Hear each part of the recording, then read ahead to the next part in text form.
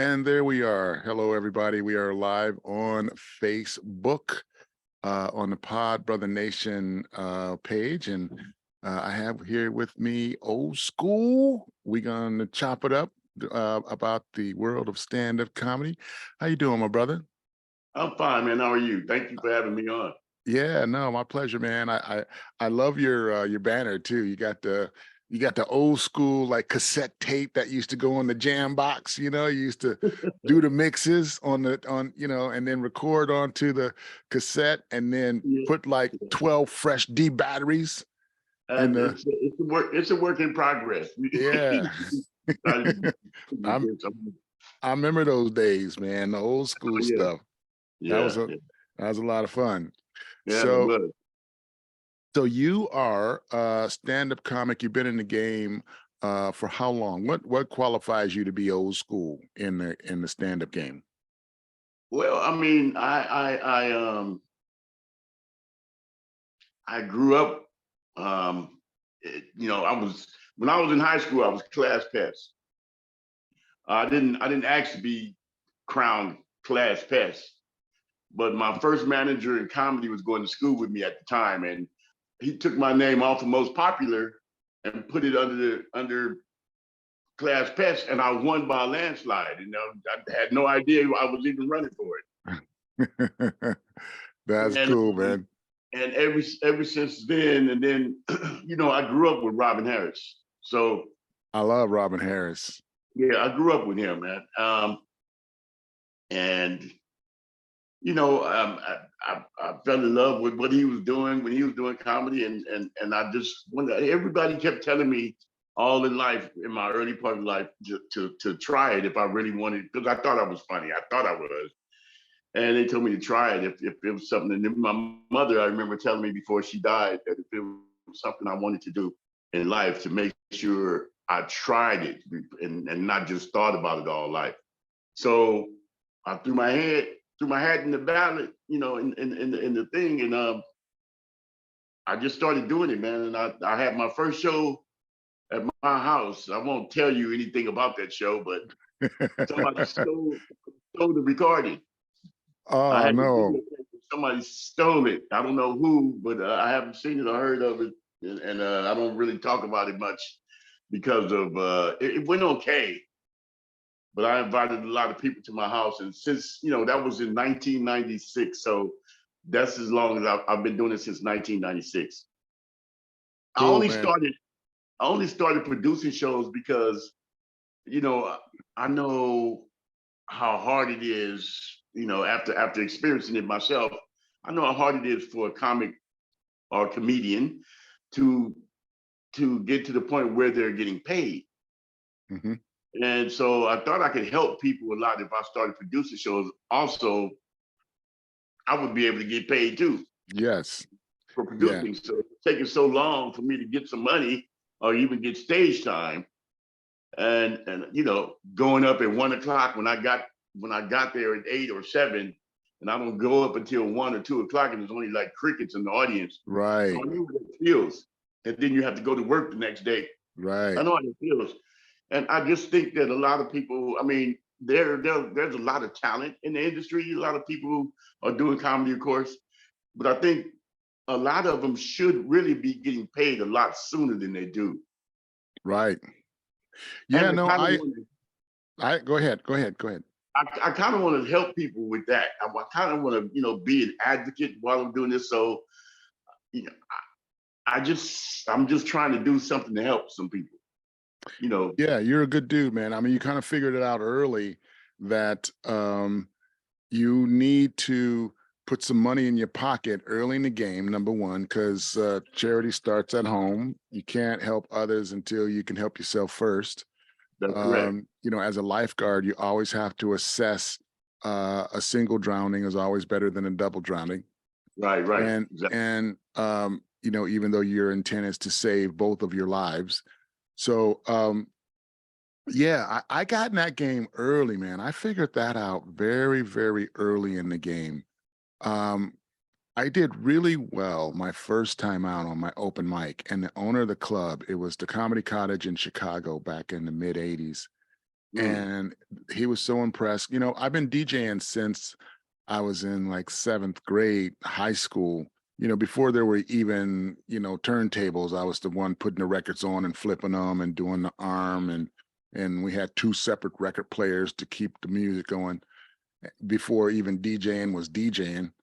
And so I had that, work the crowd, comfortable, charismatic kind of Yeah. stage presence already. And plus, I was a really good dancer.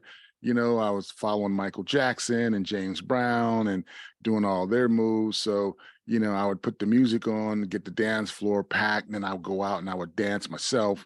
And then, I would be doing announcements and, for the parties and this and that. So, when I rolled into comedy, I was very, very, very comfortable on stage, and I already had a few little sticks from the DJ stuff, and I did right out the bat. I did very well. I wished I had taped that show because it was really killer. And the owner was like, "How long you been doing this?" Because that was amazing. And I said, "Well, this is my first time." And he's like, "What?" He's like, "You come back, you put together 15 minutes of material. I'll hire you to MC my shows at $25 a show." This was back in 86, 87. So, Wow. or 85. So I did. I went back every Sunday, open mic. I put together 15 minutes and he hired me to MC the shows. It was $125 a week. The shows were Thursday through Sunday. And I was like getting paid like, like a month in. And I thought that was amazing because Right, once I right. got in it and I realized guys still haven't get, there were guys doing open mics for 5, 6 years and hadn't seen a dime. And I was just like, oh, I realized I am super, super, super lucky. Yeah. And I had enough of my planets lined up that I was able to bring enough marketable talent to the stage where the owner of the club recognized that I want to put some money in this guy's pocket to motivate him. And at the time, I was a truck driver for Teamsters, and I drove a box truck that did deliveries to restaurants and hospitals and schools and businesses and catering companies and churches. So it was a food distribution company. So I hit a lot of hotels, restaurants, banquet halls, and Right. and in doing that, I met a lot of like restaurants and hotels and all these places that had these huge banquet rooms. Nobody was doing nothing. These places were in like ass wipe nowhere, rural, no place. Right. And Yeah. I was like, hey, you guys interested in doing a comedy show? I could bring in my comedy buddies and then you guys keep the food and drink and we'll keep the door. And they were like, yeah, we don't have to pay for it. And we could get everybody in town to come out for this. And that's what I did. So my early comedy was my own shows. And people at the comedy club, my comedy buddies like, where you been? Like, we haven't seen you. And I was like, dude, I'm producing my own shows and I'm making bank right Right. now. Right. Bank. That's Because some of good. these banquet halls would hold like 500 people and they would be like in the middle of nowhere. There'd be Elks Club, or Moose Lodge. Yeah. And it would be in the middle of nowhere. So this stand-up comedy shows coming in from Chicago, and 2 hours away with like really good comics, and it would be packed. And then from doing Yeah. that, I was able to roll into the college market, and then I was doing the college shows, and those shows had some serious budget. So I wasn't Yeah. Yeah. really I wasn't a matured comic yet, but I was making headliner money like right from the beginning. So I appreciate, you know, where you were coming from, and like, what, producing shows is basically what you need to do if you want to put some money in your pocket. But it also gave me hours and hours of stage time because it's my show and I want to put together an hour. I'm not doing it 5 minutes at a time every week. Right. Exactly. That's the other advantage of it. Exactly. Yeah. Yeah. Yeah. You could More put time to together, write and everything. Yeah. Yeah. Yep. And then see, there's just so many people doing comedy now, man.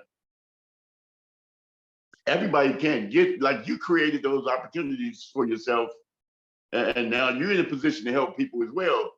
But a lot of people never get to that point right? because they're so busy being on the grind and everything. Hmm. And I also learned early, I don't know if I should say anything about it, I won't say where, I won't name the place, but I found out early in the game also. See, I started at the Comedy Store. I said the name at the Comedy Store with Cat Williams and a few other people. Mm-hmm. Now, along the way, I found out that there probably is some sort of casting couch, like people always referred to. So it's not always who you know. You know what I'm saying?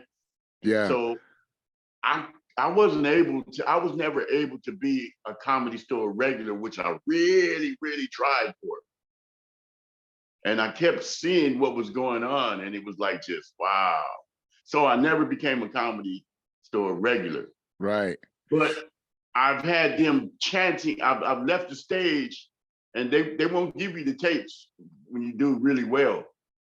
They won't give you the videotapes. They won't let you copy it yourself. You can videotape, but they wouldn't give you a copy of it when you did well. And 2 different nights in the main room, I had them. I think it was I want to say right around 2008, 9. I had them on 2 different occasions. I had the main room audience chanting my name when I got off stage. And I just thought that was so beautiful, Right. but I could never get a copy of it, Right. but I did find out that it's not always who you know in comedy, so it's just a lot. There's a lot of obstacles before, and with it being so many different people, I just feel like they need help. I mean, they need an advocate, Yeah. you know, Yeah. and that's what I kind of want to be. So Yeah. Yeah. I went into the store back in 1988. And I mean, I remember walking by Eddie Murphy. I remember walking by Robin Williams. I remember walking by Billy Crystal. I was able to get a spot on one of the small stages, like, right off the bat. I got a picture with Andrew Dice Clay. Like, we're both, I think I'm like 28, he's like 29 or something, right there inside the store. And from the very, very beginning, I recognized the kind of toxic culture that was there at that time, which was really kind of the beginning of the serious toxicity.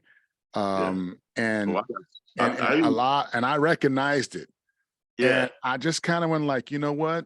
I really want to get in this room and I really want to work it, but I think now is not the time for me because I'm not really trying to sign up for any of that stuff. But right, exactly. and I just kind of stepped back. And then when I moved out here in '03, I went back. I got a guest spot on somebody's show. Did really well, just like you, but the toxicity was still in play. And I was like, you know what? Let me just step back. And then like about a month ago, I went to the Podfest in Orlando and I met the CFO, Bob Wheeler, who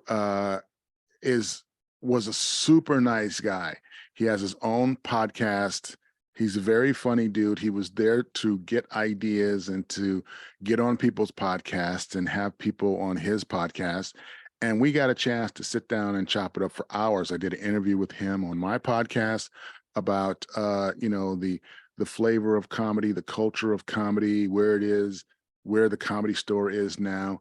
And there is a serious attempt to, I mean, once Mitzi passed and, everything kind of got flushed out with, the family and the new owners and whatnot, there is an attempt to change the culture of all that toxicity.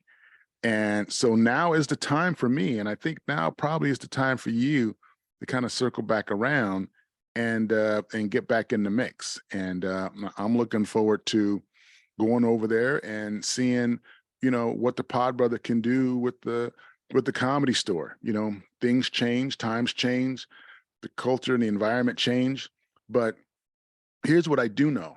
I've been in this business for 40 years, and there's always going to be a level of some toxicity. I don't care if you own a club, if you're a club booker, if you're a national agent, if you're doing a one-off, there's always seems to be, a level of exploitation and toxicity in this game. And that's because this is the only business where the exploitation can happen spontaneous and instantly in a individual one-off that you can multiply thousands of times. Think about any other industry, you're not able to do that because there's such a process to try to get in there. You don't have access to so much prey. Whereas you might have 1,000 people go through your door trying to get on stage time in a week. And what other business has 1,000 people coming to the door trying to apply for a job as counter help, or a hospital, or a doctor, or construction, or whatever? And it's not the type of job that you could hang a carrot of exploitation anyway, because the job doesn't pay that much, doesn't come with any kind of perks as far as notoriety or fame or limelight or free drinks or sexual hookups from fans in the audience. They know that they have some really titillating carrots to dangle, and because of that, if you don't stand for something, you will fall for anything. Anything, right? And I mean anything. You will, like, for stage time, you'll do whatever. For a 5-minute set, you'll do whatever, and you don't find that in any other jobs. So the fact that the opportunity to be exploited and the excitement of the end game, if you can get on that stage, creates a real carnivore type atmosphere in the industry. So you have to know how to navigate that, and you have to understand what you're signing up for. I teach a stand-up comedy class, and one of the first things, first day, I'm like, look, here's what you're signing up for. Before we even go into any techniques, any paradigms, any styles, setups, punchlines, any of that stuff, it's like, know what you're signing up for. Know where you stand before you even take the first step into this septic tank, because you're gonna get your Nikes dirty. They're gonna get dirty. If you're smart, it'd be a little shit just on the bottom. If you're not smart, you're gonna be you'll need an hazmat suit. Because you're gonna get some shit on you. But yeah. And some people, I mean, they're lucky. They have huge families that can protect them 20 ways to Tuesday. They got money, they got trust funds, they've got connections, they've got, industry hookups.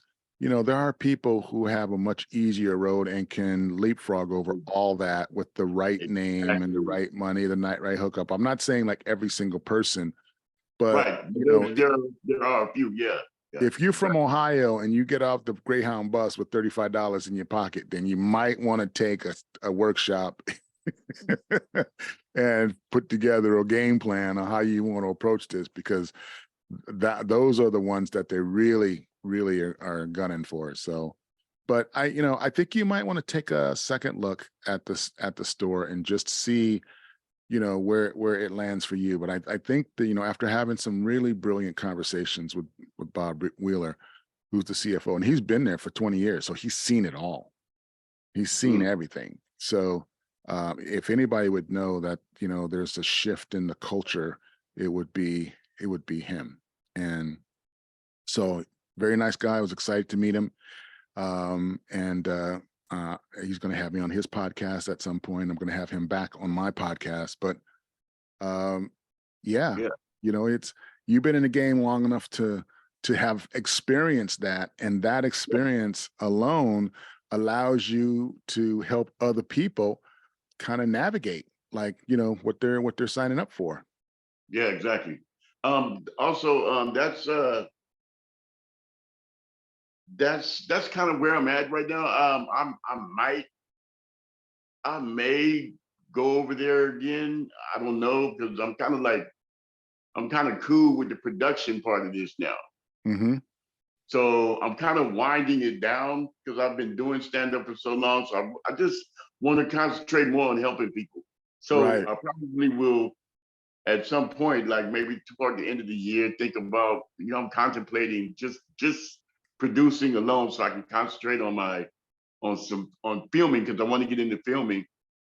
And I still want to help people. So I want to still go through with my talk show or podcast, Mm-hmm. which I'll have you on too once I get it set up. But I want to do those things so I can help as many people as I can. Because I really think I still think that comedians or comics, whichever is best to say, should be getting paid a lot sooner in their careers. And I want Yeah. to help with. I want to Well, help them achieve that. well, that's one of the reasons why I created tippingcomedians.com is so that comedians can actually get tipped from the audience if they like them. So you had a show where people were chanting your name. Imagine if tipping comedians existed back then, your name was in the drop-down menu, and you were able to get tips from everybody in the audience, from a phone. Yeah, I mean, you probably would have walked out of there with a couple G's. Yeah. And that's got nothing to do with the ticket that they pay. It had nothing to do with 2-drink minimum. That's got nothing to do with any of that. It's a completely 100% separate from what they had to pay and what they had to buy once they got in. And, I started getting tipped about 20 years ago. And it was because I would definitely pump up tipping the bartender and the waitress and because I would make jokes about tipping the waitress because I wanted to hook up with them or whatever. It turned into a thing, and so I started making fun of people in the audience who look like they tipped and look like they don't tip, so I'd be like, the wealthy looking white guy who was kind of a Harvard Ivy League looking dude. I'm like, but dude, look, I know you got a trust fund, man. You should be tipping everybody. Your busboy should be getting a tip from you. As a matter of fact, the dishwasher. I'm like, who in here want to see this asshole tip the dishwasher? The whole crowd would go crazy. I'm like, hey man, go in there, bring the dishwasher out here. What's his name? Jose, get Jose. Come out. Jose will come out with his dishwashing gloves on, apron, not knowing what the hell's going on. He walk out, and then like I'd have this dude like tip him, and he like would tip him like $100, and the place would go nuts. Then dishwasher's like, "What's this for?" It's like it's for washing dishes. You just got a tip. Oh. Wow. And so, but because of my shows and because people actually would tip the bartenders and the waitresses more, they would come up to me afterwards like, man, I make more on tips on your show because you're doing them tip jokes than any other shows. Like, you got to come back, And so that helped me get back into the spots. And once I realized the power of that, then I just would really like start pushing, the material on tipping the staff and tipping area. And I would come up with ridiculous people to tip. And then this one lady was like, man, you're hysterical. You should get a tip too. And I'm like, yeah, she get a tip too. I mean, the show is about me. It's like, we're the ones that's making the show. Wasn't for us, there wouldn't be a show. Yeah, so we should get tipped. Right. And so then people started tipping me, and she went around and she just collected like tips. And, I ended up with like $300-400. It was awesome. And so I just kind of every once in a while, I would pull that out. And then you know how it is. Sometimes you get these hell gigs and the comedy club environment is just not conducive for stand-up. And people back in, I don't know if you remember this, but people back in the 90s were throwing up shows anywhere. And you had shows at sports bars with bowling alleys and pool tables and TVs and the games going, and they had the bachelorette parties and the this and the that weren't part of the show. They didn't even know a show was going on. Exactly. And you're fighting against all of this stuff. So I was like, you know what? I'm gonna switch this around, and I'm gonna just, I'm gonna do my penalty game, for this show. And basically, I just divided the room into two for one team and the other team, and I had them write penalties, and each person had to do the penalty if their team got the penalty, and that turned into my comedy show. So I kind of like revised, my my penalty game into my comedy show. Whenever I had a hell room, I would just pocket the show and then break out the penalty game, and I would play the penalty game for that particular environment, because stand-up's not working. It's not going to work. Right. And Right. then on the penalty cards, what I would do is I would write on half those cards, you had to tip the bartender, you had to tip the waitress, or you had to tip the busboy, or you had to tip one of the staff members, you had to buy a drink for a cute girl, or you had to do the hokey pokey, out on the sidewalk, you just stupid stuff. But half of those penalties were tipping. And so, I took a potentially hell comedy gig situation and turned it into like a sports bar comedy penalty game tipping show. And that's when I was just like, okay, this is fun, this is cool. And then when the internet came along and all of a sudden online e-commerce, that's when it all came together. It's like, I can do the podcast with the penalty game, Ref Kimbrough. I can do tippingcomedians.com, and I can combine that all together where I can do a comedy penalty game with Ref Kimbrough, and have tipping comedians, and you can tip Ref Kimbrough on tipping comedians. And I'm happy to add you in the drop down menu as a comedian that can get tipped on my show, on my podcast. So I say all that to say I want to give you a formal invitation to be on that drop down menu so that you can get some of those tips too. Now, full disclosure, the comedians get 80%, and the 20% goes to PNN Academy, which is where I teach my stand-up comedy workshops, and I give away a lot of scholarships for that. So just so you know. Yeah. But yeah, I mean, and here's the thing. When you do shows and when you do podcasts, everybody always wants to know like the shittiest part of your experience, your hell gig. They never want to know what's the coolest thing that you did. They're always like, okay, when did you eat your ass and what did that feel like? But I want to know, like, okay, you just described one of the best shows you ever had where they were chanting your name. Give me a show where you were just, the planets were lined up, everything was just kicking, people were just busting stitches in their stomach your whole time on there. You had the audience in the palm of your hand. You could have ran for president after that show. Yeah, well, give me one of those shows. Give me one of those moments. I'll give you two. One was in the belly room at the Comedy Store. I want to say I used to DJ at the Comedy Store in the belly room too. And it was one of those nights I was DJing, and the lady, the producer let me on early, when normally I went on like at 12 or 1 after everybody had gone. I DJ'd all night and I went on late. But one particular night, I can't remember exactly the date, but I will tell you it was 2004 in the belly room. And that was the first time that they chanted my name. That was the first time it was in the belly room. And then in 2008, I'm gonna say 2008 or 2009, in the Comedy Store, at the in the main room, was the first time that they chanted my name in the main room. And they actually got upset with the producer. And she was the same producer from the belly room. She had me on their show in the main room, and they got mad because they turned the music on while I was on stage, because they say I ran the light, which I had never intended to do that. I didn't know I did that. I really don't think I did. I think they gave me the light too soon, or they stopped my set too soon. And the audience got really upset. They didn't want to even stay there unless they let me back on stage. And of course they couldn't do that. So that was like just the greatest. I had producers in the audience telling me to come do their show. I got cards from everybody, and they were saying they'd pay me and this and that. I thought that was the greatest. But the name chanting started in the belly room in 2004. I forget what day it was, but it was in August. And That's and awesome.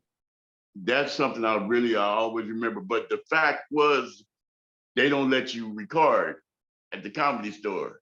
So I don't Right. have either one of those three. And those were the three greatest shows I've had. Yeah, that's a bummer. I mean, that's one thing about going on the road too, is you get to record all your shows, and every once in a while you get a gem and you have it on tape.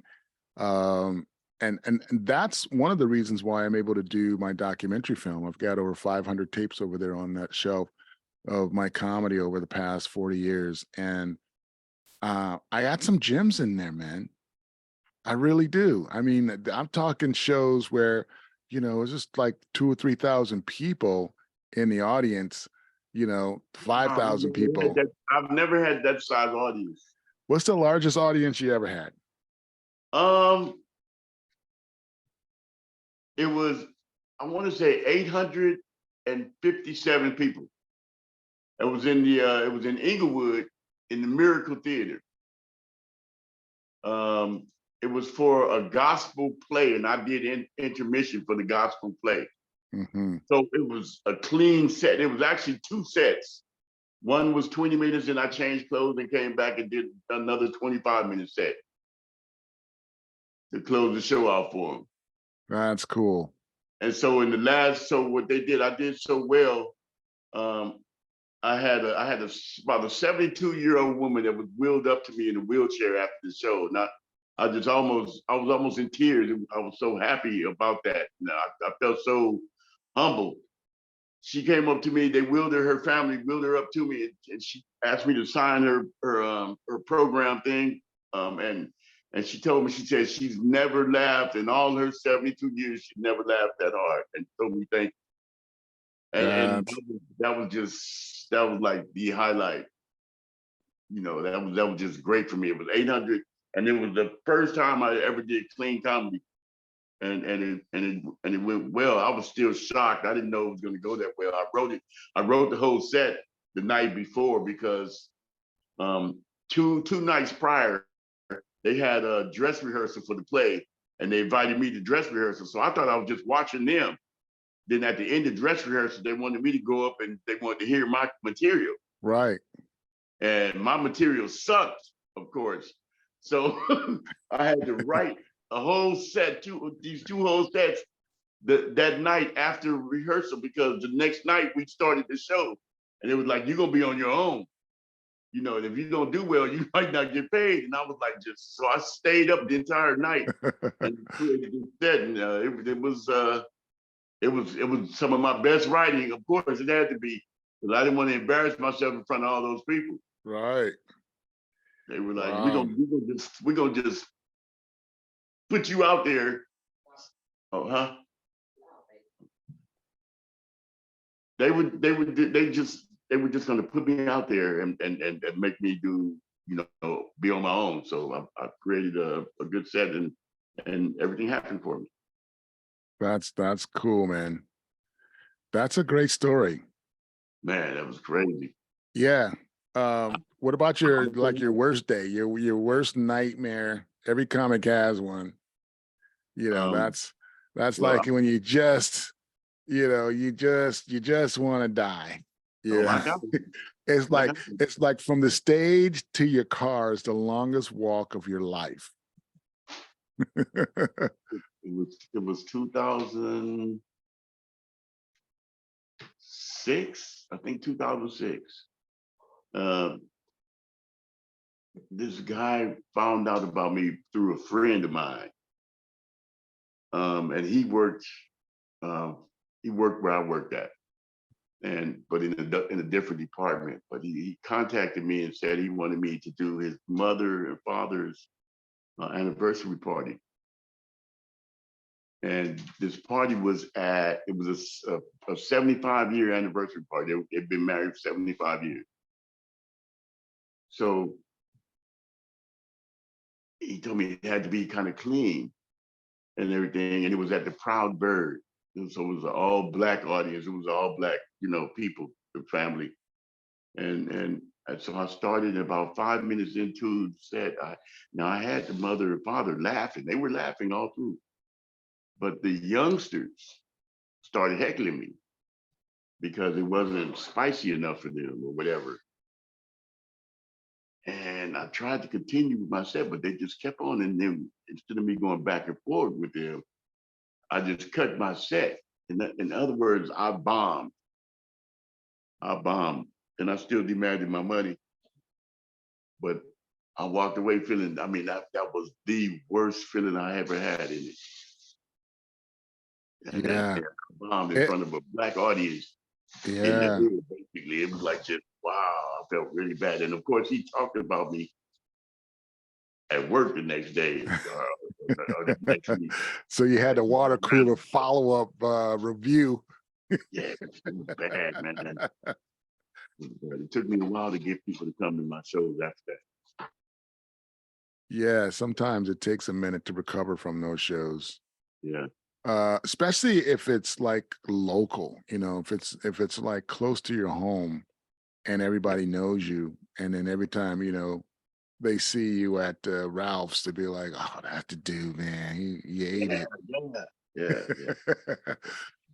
Yeah, see, I work cruise ships a lot. And the cool thing about dying on the road is nobody at home knows you died, because you'll never see those people again. They'll never see you again. And this was back before the internet and before cell phones, and people could kind of capture your failure and post it.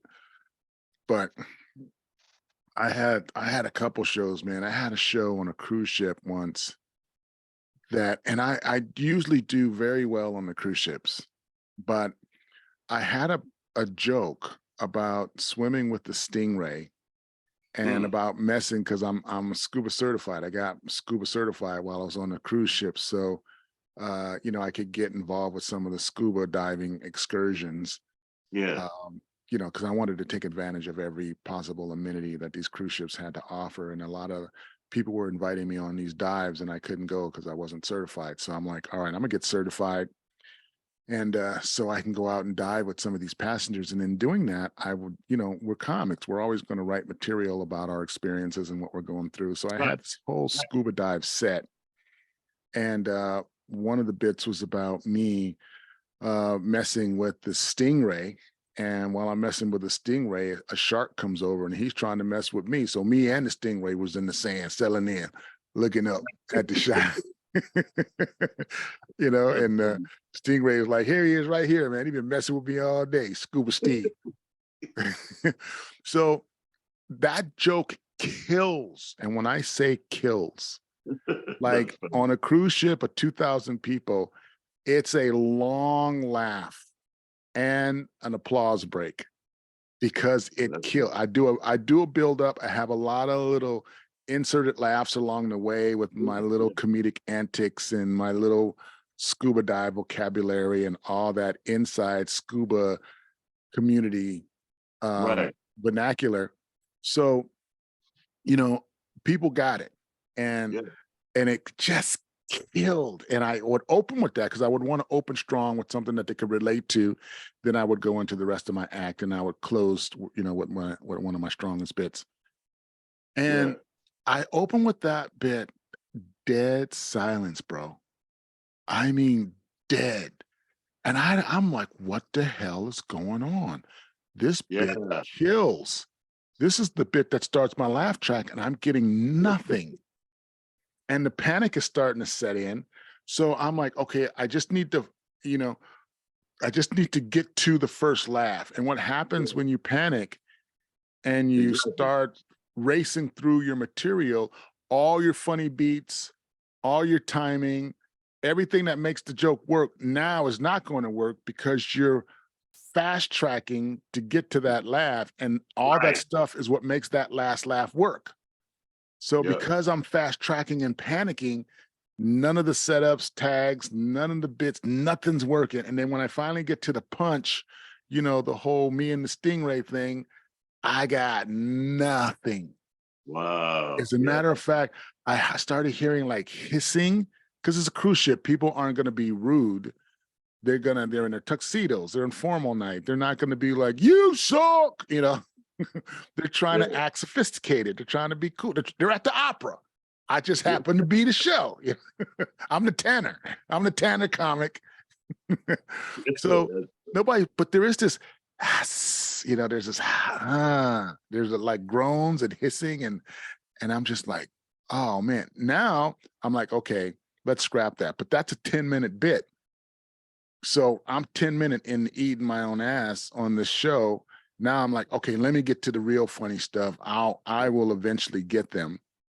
Right. And so I'm going into my stuff, and because I had iced them out by that time, even that stuff wasn't working. I wasn't getting anything, nothing. Wow. And then the cruise director actually came on like 10 minutes early, cued the band started playing, and I just like looked, I'm like, okay, they're playing me off. This is cool. Yeah. they could see me dying up here. And so they played me off, and the cruise director did some corny little cruise director jokes to kind of fill the time, and then the band played. And then I walked off. I'm like, I'm sorry about that. I have no idea what happened. And the cruise director said, well, you probably didn't know, but Steve Austin died yesterday from a stingray accident. Oh, You remember the crocodile dude? Oh, Steve Irwin, Steve Irwin. Yeah. Steve Irwin had died like a week before. I didn't know it because I was out on the ship for like 6 weeks, and it was really big in the news, and it was really big anyway. So people thought I was being insensitive by making fun of Steve Irwin because I mentioned him in the set. That had been a long time joke of yours that you already had in your Wow. And I didn't know it. I didn't know he died last week. That's killer bit for a black scuba diver on the cruises. That's killer material. It was killer. It literally killed me. And then he told me after, he's like, yeah, he goes, Steve Irwin died, and that's why they were like, they thought you were insensitive. How could you be making jokes about Steve Irwin? And he just died like days ago. It's like, you're an asshole. I was like, oh man. And it's not like the jokes were directed at him. I just happened to mention him because I would do the fake Crocodile Dundee accent about he and I blowing bubbles, and the joke wasn't really even about him, but because he was like an animal dude and I was doing material on stingrays and sharks and stuff, it kind of worked, And my show was early in the week, bro. These are 7-day cruises, right? So we got on Saturday. That cruise was a Saturday to Saturday out of San Juan, Puerto Rico. And so my show was Monday night, which is kind of a sweet spot because people are past their seasickness. They're into vacation mode. They've kind of settled into their cabins. They kind of know what to expect, how it's going to be. So Monday night is probably one of the best nights to do a show on a 7-day cruise when you go Saturday. Just a tip for you. Right. Okay.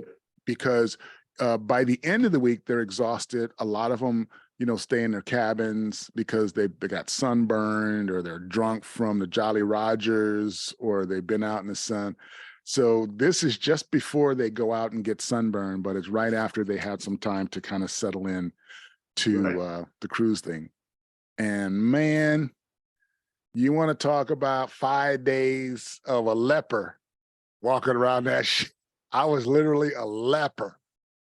People would like go to the other side of the hall and just kind of walk by me and you could see the body language was kind of like, oh, we don't want to get too close. We might catch the cooties. That's funny. And then some people even came up to me afterwards and they were just like, wow, dude, that was brutal. It's like, so what do you do in a situation like that? It's like you saw what I do. You hang in the pocket until the band plays your ass off. That's what you do. You eat your own ass because you're a professional. I remember some of them nights, man. You got contracted to do an hour. You better not do a second short because they definitely will not pay you. You getting paid in international waters, cash by a foreign company, man. You better do that time. They don't care. And I ate it, man. It was the worst feeling. and I Yeah, couldn't leave. I was stuck on the ship for those passengers until they got off and a new group got on. And then I had to completely retool that whole bit, yeah, so that it, took Steve Irwin out of it.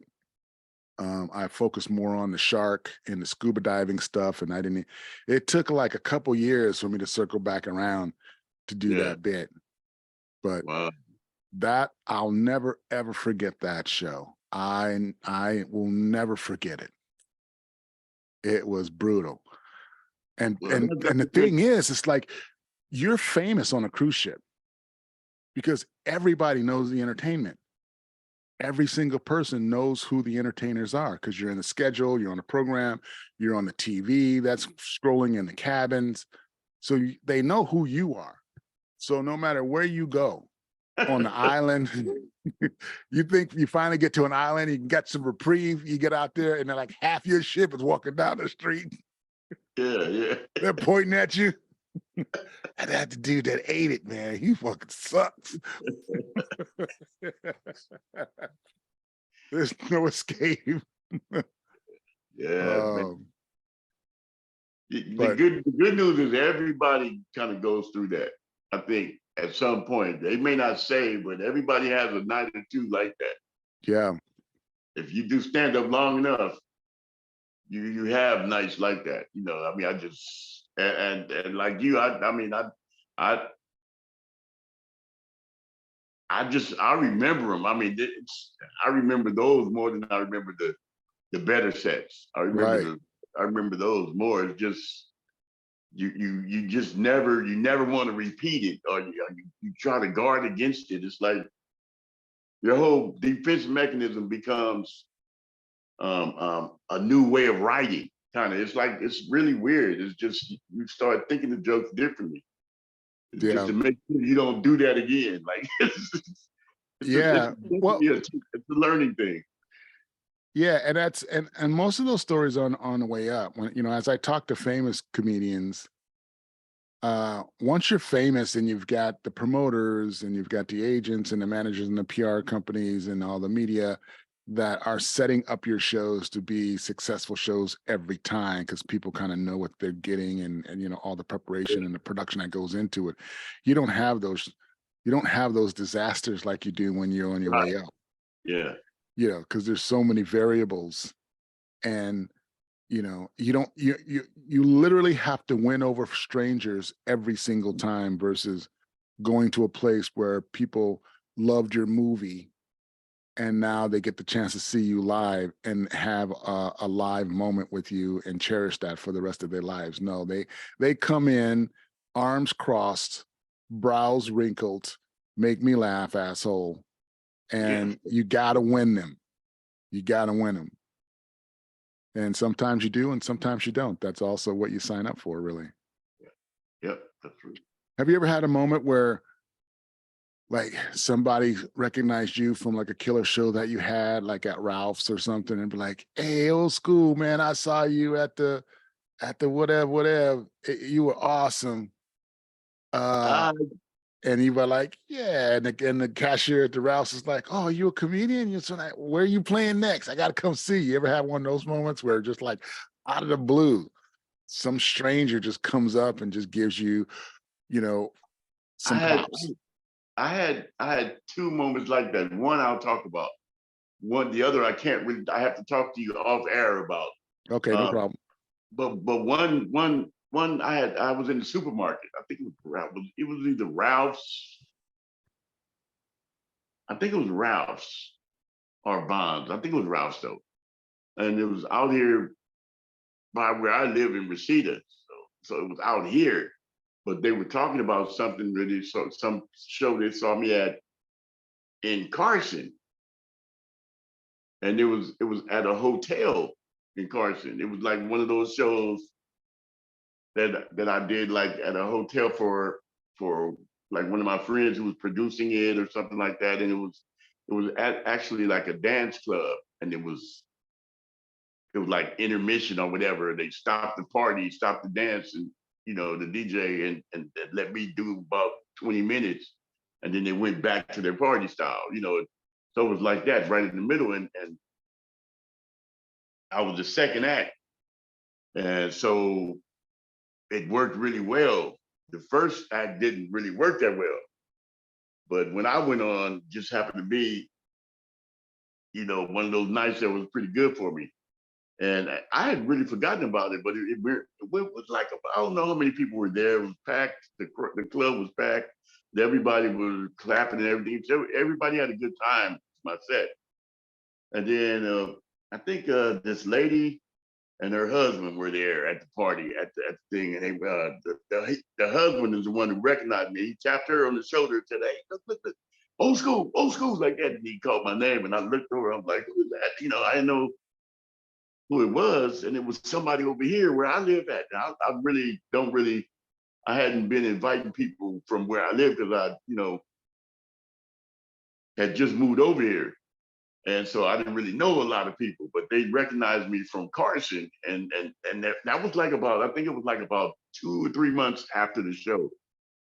And they still remembered who I was. They weren't Black, so I didn't really think, it was like really shocking.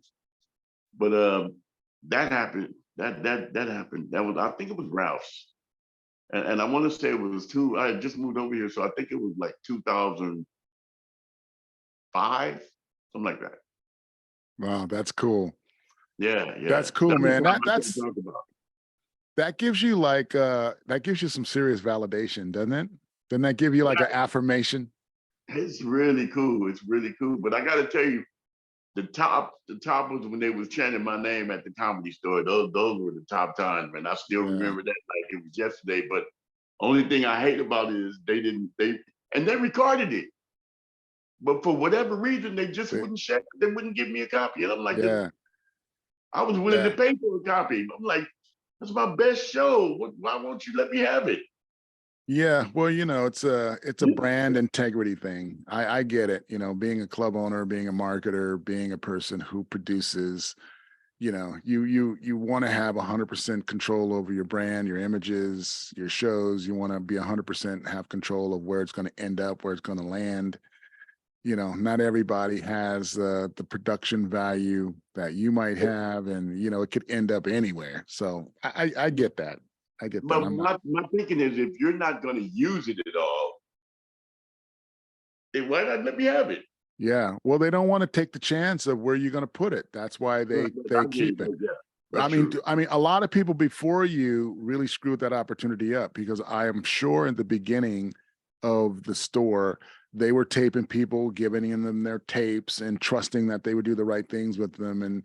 And the production quality, or if somebody doesn't really know how to edit or hire a producer or an editor or special effect, like they want it to look, Hollywood, like they represent Hollywood. So everything that comes out of everything is supposed to have some production value. And I guarantee you some of those early comics back in the 70s that got tapes, probably that wasn't on their radar. They were just happy to get on stage and have a good night. And they, probably just did substandard quality. So I think a lot of people before you probably ruined that opportunity for those of us who want to get those tapes now.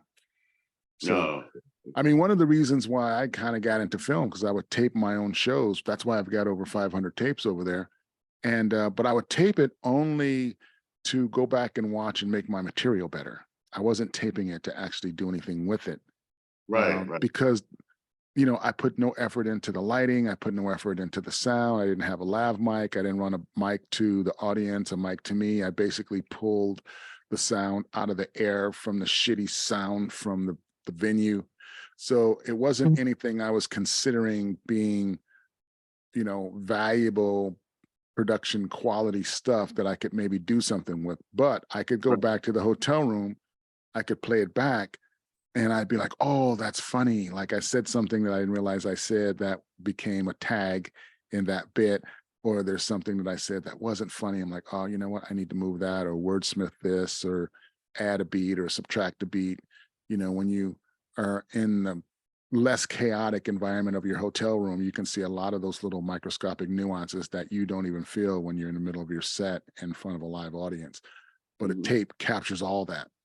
And So from that, guys would be like, "Hey, can you tape me too?" I'm like, "Yeah, I'll tape you, but it's not meant for production or TV. I mean, as long as you understand, it's just a tape for you to have so that you can Right, kind of work on your bits." And guys would take those tapes and they'd put them up on cable.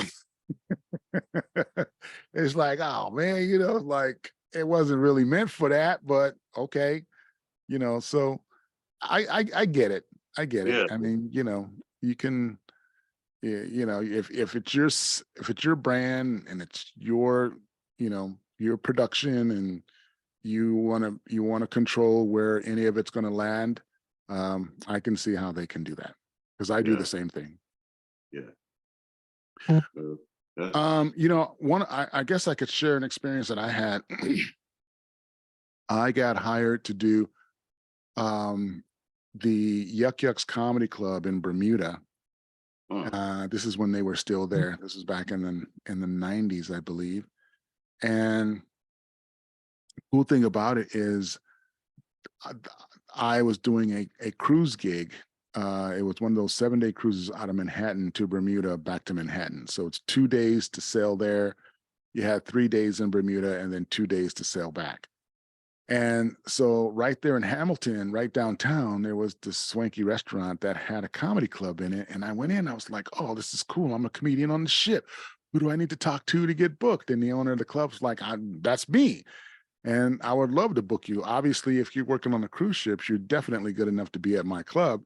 So you right, got to go through paperwork. I got to get you a visa. You got to have a passport, which I had from working on the ship.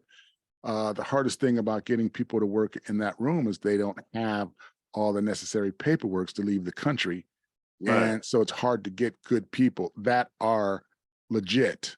And it's a 2-week gig because of that. So once they get you, then you stay there for 2 straight weeks. Wow. And so I did all the paperwork, did all the thing. We set the date. I get back on the ship. A couple months go by. I fly out. I do the gig. I have killer sets, man. Killer sets. I mean, Bermuda loved me because they had one of the one of the funnest things to do there for the locals and the other tourists was to go to the comedy club there.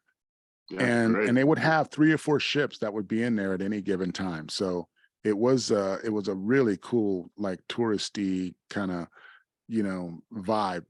And so they put your headshots on the wall at this restaurant that was part of the comedy club. And so I autographed it, gave my headshot, sits up on the wall.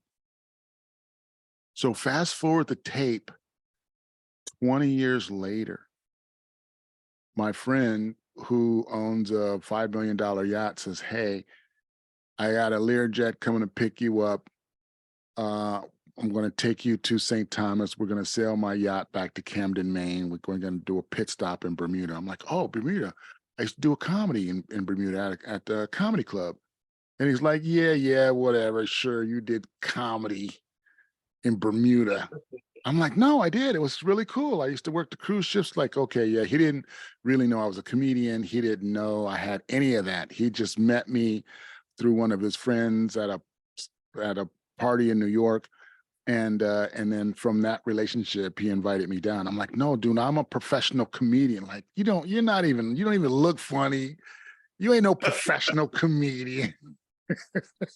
It's like, okay, whatever. He's like, ha ha. Kimbrough says he's a professional comedian. It's like he's not even funny. I'm like, "We're just on a yacht, just talking.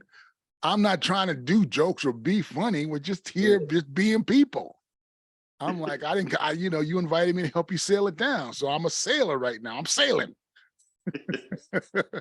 Like, okay, all right, whatever. So, so we jump in, we spend a few days in St. Thomas, and we have smooth sailing. The ocean's like glass. I've never seen it like that ever. I mean, as far as you can see, just glass, dead calm. Wow, And that's cool. beautiful days, beautiful nights. You could see stars and the moon and the clouds and the reflection off of the mirror, which was the ocean. It was the most amazing thing that I've ever experienced in my entire life. We get to Bermuda, and so the captain of the ship's like, "Oh, I know this great restaurant. We'll go in there, and we'll have some great seafood, and then we'll go out on the town." I'm like, "Yeah, let's do that." So as we're walking, I'm like, wait a minute, this is the same area that the comedy club was in. And then we're walking down. I'm like, as a matter of fact, that's the building that the comedy club was in. And then we walk up, I'm like, this is the building that the comedy, we go in, we go, I'm like, this is the place. Right. And the whole time they're just like busting my, yeah, okay, whatever. And then we go into the dining room and lo and behold, they still have 20 years It's, later, all the comics that performed there's heads still on the walls. wow. I go, that's me, right? And he looked at me, he was like, wow, you really were here. I go, yes, I was. And then the owner who still owned it came to me like, hey, he's like, this dude is funny. Like the whole restaurant was like, this guy here is from New York. He's hysterical. That's cool. It was awesome. So like the whole everybody, every time I looked up out of my plate, people were looking at me. They're like, hey, you know, they look at me, they look at my picture, they look back at me. And it was just one of those moments where everybody that I was on a yacht with, I mean, and these are billionaires too. I mean, these aren't people, slacky people. This is a $5 million yacht, 80-footer, 2 masts that we're sailing, you know, across the Wow. ocean. So these weren't any like schlucks. These were some very powerful, wealthy people. And to have that moment sitting at that table with them where I'm like, yeah, Yeah, yeah, this that's whole cool. restaurant's about me right now. You realize Yeah, it? It was funny, man. that's a great story, man. That's cool. I Never don't had have a any moment like videos that. of that, but I do have some photos of when I was there. Yeah. So I'm gonna scan those photos and add those to my documentary film. Oh, that's cool. But you know, every once in a while you have one of those star moments. But you know, for us, it's very magical because we're not famous yet. We're not icons, we're not legends. So just to have a taste of it once in your life, to know what it feels like to be the epicenter Yeah, of everyone's world. Now you know, okay, this is what celebrities and politicians and dictators feel like, but except it's their whole life every second. yeah, exactly. Yeah, yeah. So And it's cool. I think it's better just having it for a minute. I mean, you yeah, don't yeah, really they yeah, really, yeah, yeah, yeah. There's a whole lot of misery and heartache and drama and stuff and backstabbing that comes once you get that, man. People are gunning for you. yeah, yeah, And that's true. you never have a relaxing moment. You know, you're Yeah, constantly looking over your back, and people are judging you, and you don't know who your real friends are. yeah. Yeah.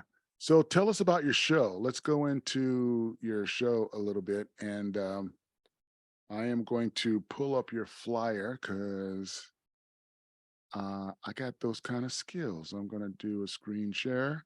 I see it behind you. Um, yeah, I am. Oh, you know what? I have to open it up first. So let me just do that.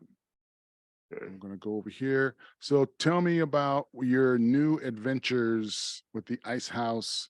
You are one of I'm the really new. excited. I'm really excited. You know, I've been trying to when I found out that they were going to reopen and everything, so I went down and talked to them because I have been producing a show at the Ice House since I want to say 2007, 2006 or seven. Um, and up until you know the end, I mean the beginning of the pandemic when they shut down. Um, and it obviously was successful. It ran from 2006, 2007 to 2020. So I Right. think that's a successful show. We had a lot of fun. You know, we had an average of maybe 70, 65 to 70 people, you know, in the audience per show. Um, so it was a good show. And so they let me back on and I'm really oh oh Hey, okay. yeah, keep talking. I was just putting up the Yeah, I uh kind of disappeared. So yeah, yeah, no, I got your flyer up right now. So go okay. ahead, can continue. Yeah, so you know, I thought about it and they told me, you know, you got to get some good talent. for the stage here because they've got new owners and everybody's new. They rebuilt the place. They just tore it down and rebuilt it from the ground.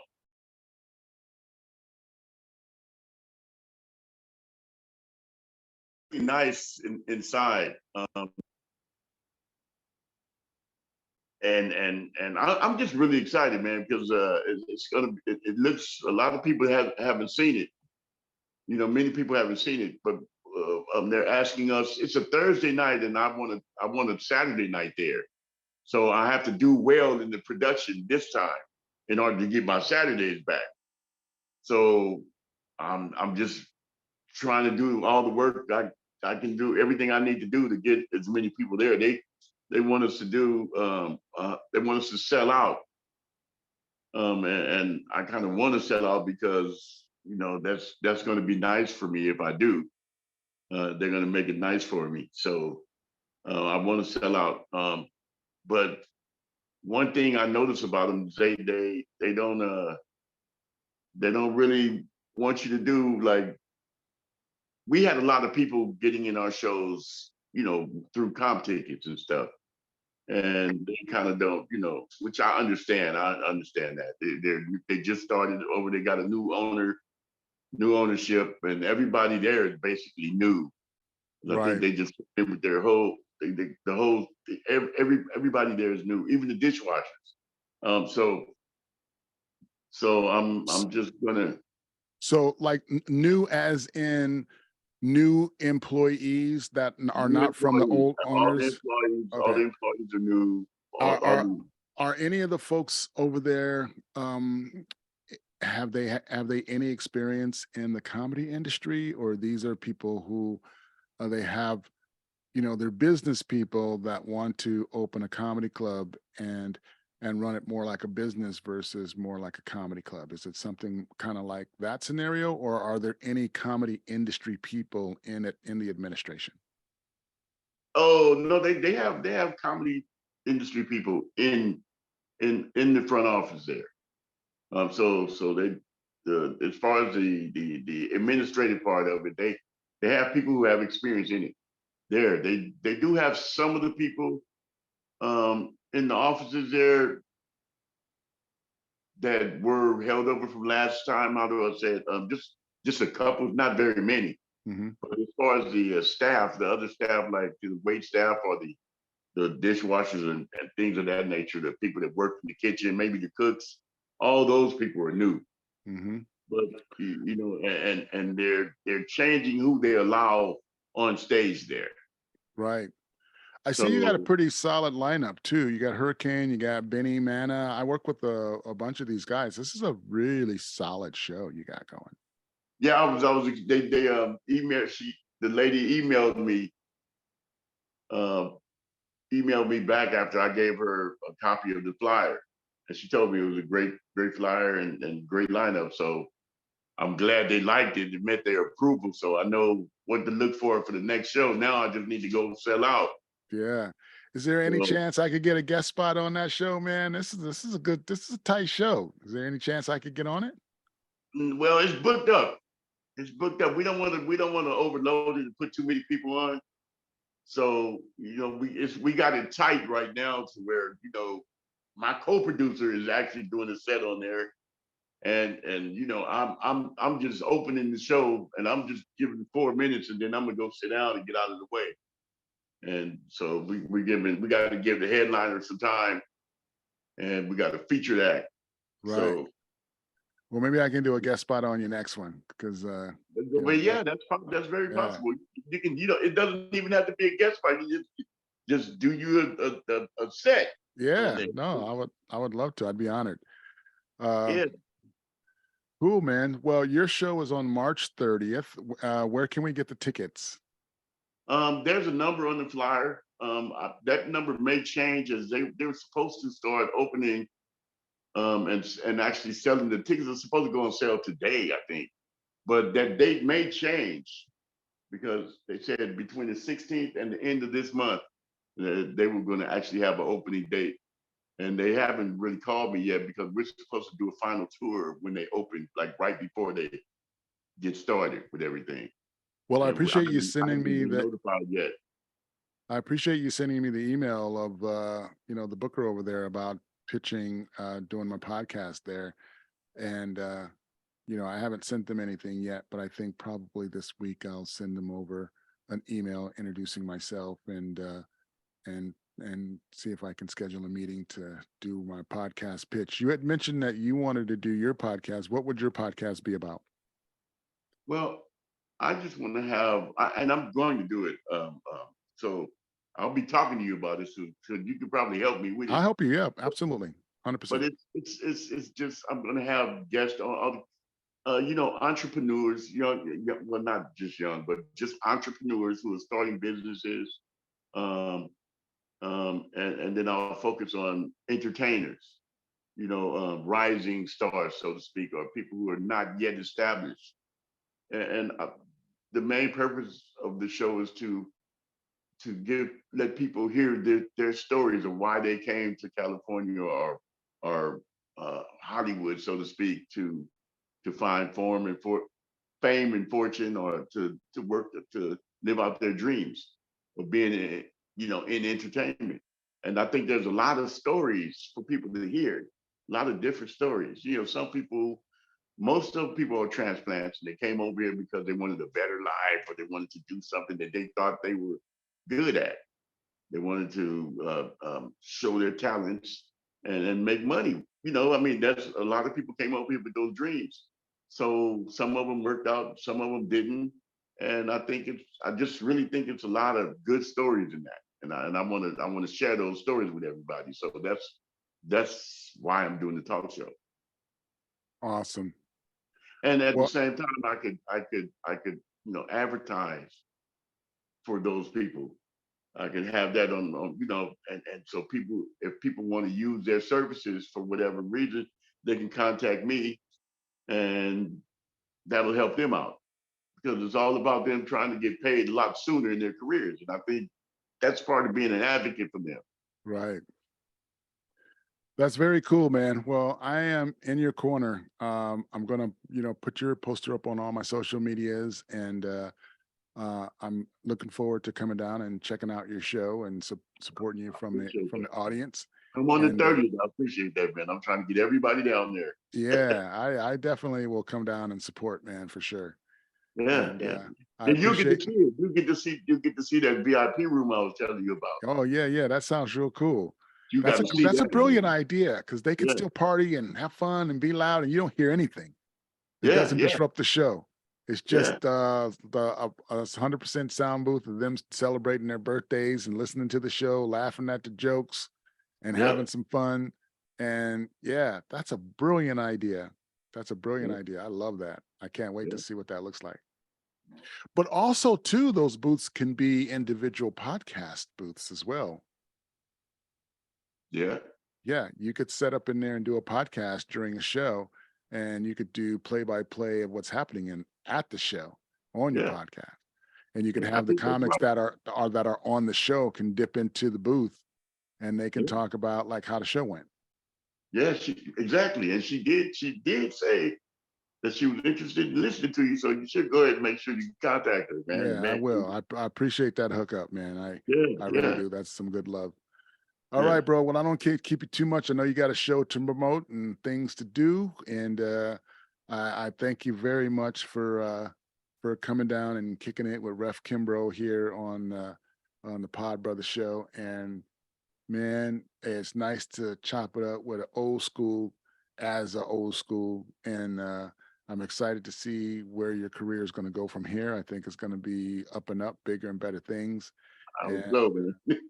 and you deserved it, you earn it, and it's your time. Well, thank you, thank you. Um, Awesome. um, the And pleasure is all mine. yeah, so where can we find you on the World Wide Web? I'm at Facebook, uh, Old School Entertainment. I'm on Instagram at I don't know my handle on Instagram though. I still don't know it. I think it's You not should Old get School. one of those LinkedIn accounts. where you can put all of your social media links in one place and then send everybody to that. Yeah, That yeah, I have that to do that. way, I'm working on doing that. Yeah, yeah, that way, you got all of your stuff in one place. And then yeah, you just give that one address, and that's all you really need to do. yeah. That's what I need to do. It's a Yeah, one-stop, shop for all of your social medias, and you just send everybody there. yeah, yeah, That way you're good to go with everything that you need to do. yeah, yeah. All right, so that's where we can find you. So mostly like Facebook is probably the easiest place to find you. Yeah, old school Just entertainment, right? just go look for Old School, just plug in Old School is spelled Skool, Oh, L, right? correct? Yeah. Yeah. I think I have one page because I used to go by School and I changed it. Yeah. So Okay. I may have that older page still up too. That was some, and I think somebody else started using it or something before I closed it out. So, but it's Skool. That's where everything is. So Skool.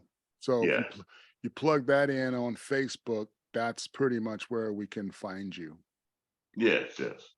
Perfect. I also I have well, okay, that's good because I have another page too. That's my real name. Old School is a stage name that I'm using, but it's also under my real name, Robert Ursi. Okay. C. All right. So now we know where to find you. For those of you who are looking to find me, you can find me at podbrother.com. You also can find me at podbrothernation.com. And a lot of the shows that I'm currently doing right now are at the Arc Theater, which is the Arc Cyber Theater in North Hollywood at 5708 Lankershim Boulevard. I'm there every Tuesday. So if you want to come and see Ref Kimbrough and the gang, that's where I will be on Thursday nights is Carol Newell's show. And I'll be there doing some sets, and I'll be there tonight because tonight is Thursday. What else? You can catch me at thepenaltygame.com. And I'm also building a podcast slash comedian comedy coalition. So if you go to Comedy Podcast Coalition, I'm I'm hooking up stand-up comedians with podcasters. And Old School, you should get on that, man. We could have you be on some other podcasters' shows. So you can get some ideas of how you want to do your podcast from those shows. So you should go there. Go to comedypodcastcoalition.com and then join the database. And then Okay, we will I'll do try to that. get you on some more podcasts. Sounds good. This was my first one, so I'm your first podcast. first one, man. I Oh man, I appreciate pop your podcast cherry. I feel honored. I feel honored. That's awesome. That's good. All right, brother. Maybe, Well, maybe you'll call me tomorrow. I'll call you tomorrow. Oh, that's funny. All right, brother. Thanks a lot for coming on. I really appreciate you. And Thank we'll you for do it having me. again. Thank you. Anything I can do to help you get your podcast up and running, that'll be awesome. And then once I get my podcast footprint in the Ice House, I'll definitely have you as my uh, what do you call it? My Batman and Robin. You could be my Robin. Okay, all right. That's cool. All right. Thanks a lot, my brother. I appreciate you. Thank you for having me. Thank you. And I All right. might see you next Tuesday too.